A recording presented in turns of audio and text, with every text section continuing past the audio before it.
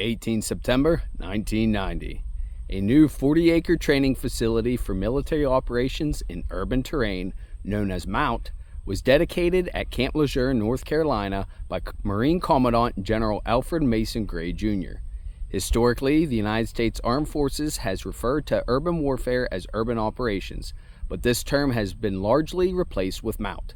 General Gray presided over changes in training in the 1970s with an emphasis on large-scale maneuver in desert and cold weather environments, and changed Marine doctrine to one of maneuver warfare in the 1980s.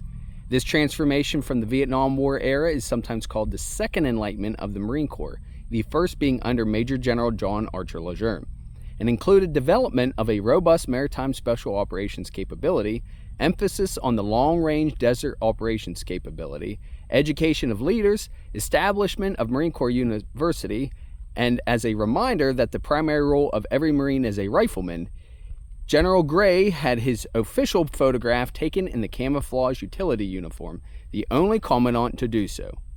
Urban warfare within the confines of villages, towns, and cities differs from combat in the open at both the operational and the tactical levels. Complicating factors in urban warfare include the presence of civilians and the complexity of the urban terrain. Urban combat operations may be conducted to capitalize on strategic or tactical advantages associated with the possession or the control of a particular urban area, or to deny these advantages to the enemy.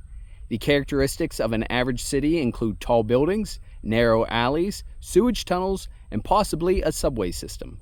Defenders may have the advantage of detailed local knowledge of the area, right down to the layout inside of buildings and means of travel not known on maps. The buildings can provide excellent sniping posts, while alleys and rubble-filled streets are ideal for planting booby traps.